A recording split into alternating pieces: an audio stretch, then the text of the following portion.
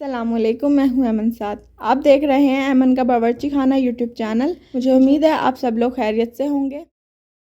आज मैं आप लोगों के लिए खोया मलाई कुल्फ़ी की रेसिपी लेकर आई हूं, जिसको घर पे बनाना बहुत ही आसान है और सभी गर्मियों में इसे खाना बहुत पसंद करते हैं।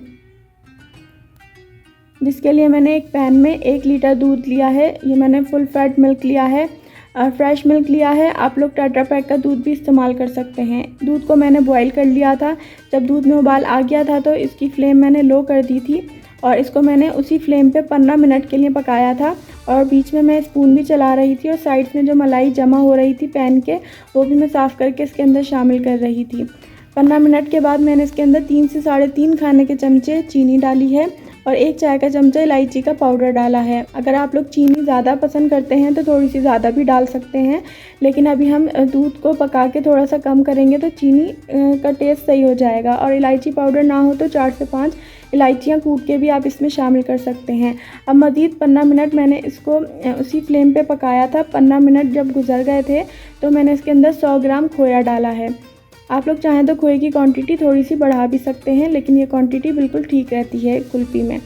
तो मैंने इसको मज़ीद आधा घंटे के लिए उसी फ्लेम पे पका लिया था कि बस खोया मेल्ट होके इसके अंदर मिक्स हो जाए और दूध का कलर थोड़ा सा चेंज हो जाए।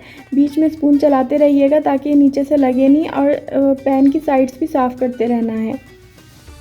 आधा घंटा गुजरा था तो दूध का कलर इस तरह का हो गया था और खोया भी इसके अंदर अच्छी तरह मिक्स हो गया था। और इस कंसिस्टेंसी में जब आ जाए कि ज़्यादा पतला भी नहीं है और बहुत गाढ़ा भी नहीं है दूध, तो इसके अंदर 1 खाने का चमचा कुटे हुए बादाम मैंने डाले हैं। कुटे हुए से मतलब ये है कि थोड़ा सा पाउडर भी हो और थोड़े से मोटे मोटे से बादाम भी मुँह में आए। 1 खाने का चमचा मैंने बादाम कुटे हुए डाले हैं और आधा खाने का चमचा पिस्ता डाला है। उसी तरह से थोड़े से पाउडर हो और थोड़ा सा मोटे मोटे से चंक्स आए पिस्ते के। इसी तरह से मैंने दोनों चीज़ें डाल दी हैं। ये ऑप्शनल है, आप लोग चाहें तो ना डालें। अब 5 मिनट के लिए मज़ीद इसको मैंने लो फ्लेम पे पका लिया था कि सारी चीज़ें अच्छी तरह मिक्स हो जाएं, और मैंने फ्लेम ऑफ कर दी थी ताकि मिक्सचर ठंडा हो जाए। और अब इस तरह के मैंने कुल्फ़ी के मोल्ड्स ले लिए हैं। उसके अंदर मैं कुल्फ़ी का मिक्सचर डाल के इसको फ्रीज़ कर लूँगी। अगर आप लोगों के पास कुल्फ़ी के मोल्ड्स ना हो तो किसी ग्लास में इस मिक्सचर को भर के आप लोग फ्रीज़ कर सकते हैं, वरना कोई छोटे कप्स हो उसमें भी फ्रीज़ कर सकते हैं।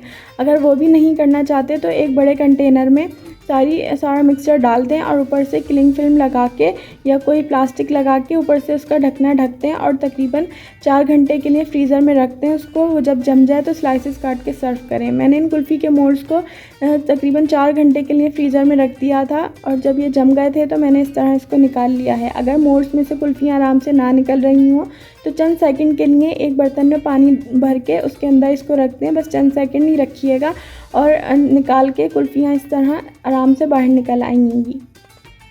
इसी तरह से मैंने सारी कुल्फ़ियाँ निकाल ली हैं। और अब मैंने थोड़ा सा ड्राई फ्रूट का पाउडर मैंने इसके ऊपर स्प्रिंकल किया है और बस थोड़ा सा रूह अफ़ज़ा भी मैं इन कुल्फ़ियों के ऊपर ड्रिज़ल कर रही हूँ। आप लोग जिस तरह चाहें उस तरह कुल्फ़ियों को सर्व करें।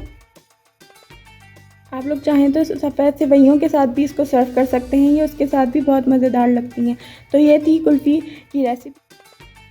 मुझे उम्मीद है आप लोगों को ये वीडियो पसंद आई होगी। अगर आपने अभी तक मेरा चैनल सब्सक्राइब नहीं किया है तो सब्सक्राइब कर लें। फिर आऊँगी एक और अच्छी सी रेसिपी के साथ। टिल देन, अल्लाह हाफ़िज़।